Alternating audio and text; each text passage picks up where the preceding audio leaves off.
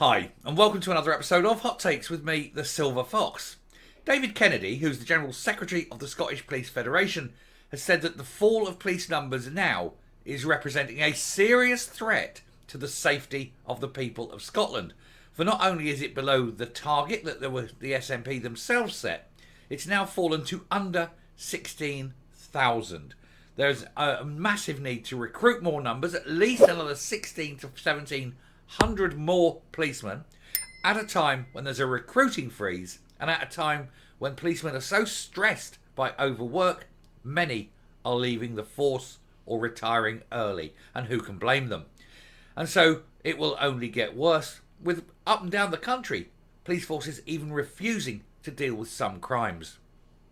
Let's take a look to see how bad things are going to get. Here goes. Police Scotland stark safety warning as number of cops sinks to below 16,000 and morale is dreadful. And of course it will only get worse. As more leave, the workload increases, more people are called in, they have fewer spare capacity to fill in overtime slots. It will lead to stress, it will lead to illness, it will lead to early retirement. And so the numbers will plummet even further. And it just means that there is no police service anymore. It cannot possibly exist. And all those things that the police used to do for councils, such as licensing, etc., will not happen now. Because they've got to cut their cloth. They've got to deal predominantly with purely the serious crimes.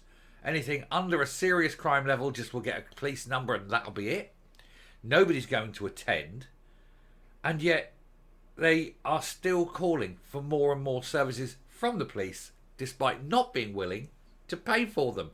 The SNP is doing it deliberately. It has to be. They know the numbers are bad and they're letting it happen.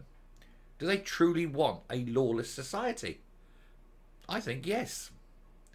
Anyway, Scottish Police Federation General Secretary David Kennedy hit out at the recruitment freeze currently enforced by Police Scotland due to the funding cuts by the Scottish Government.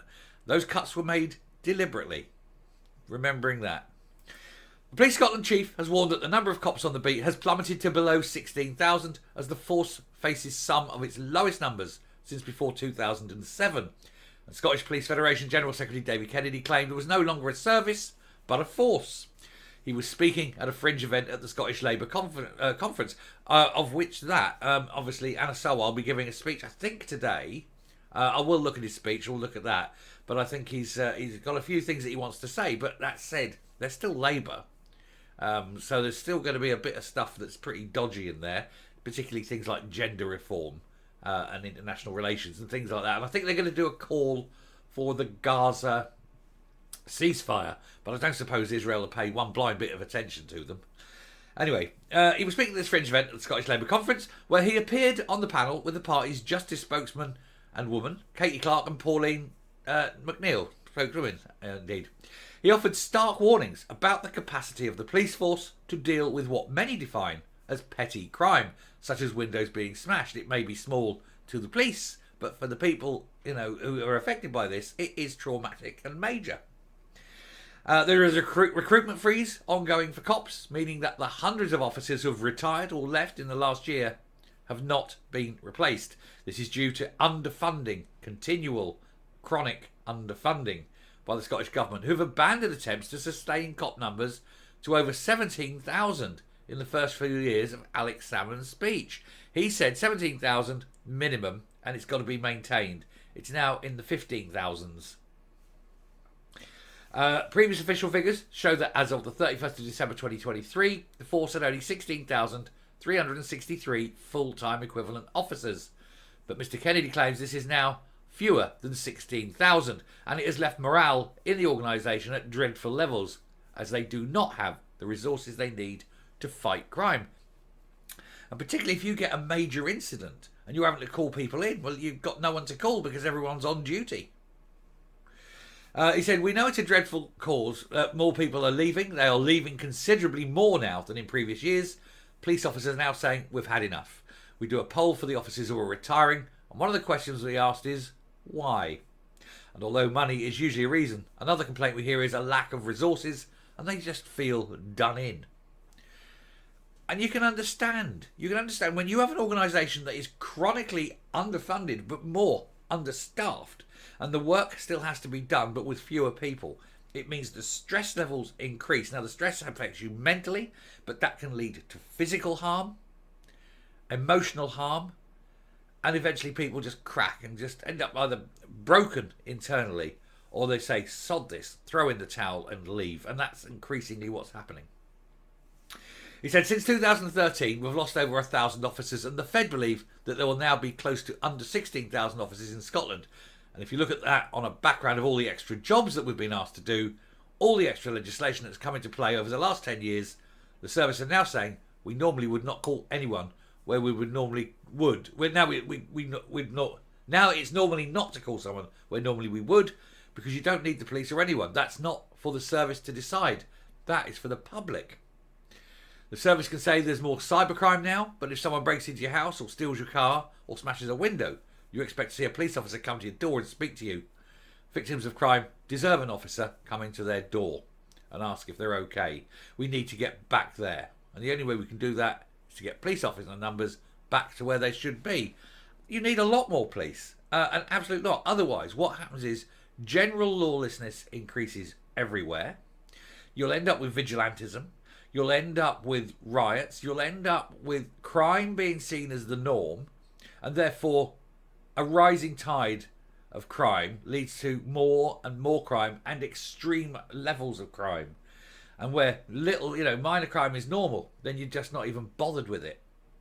And so you're only bothered with the serious crime. But then the serious crime expands. It's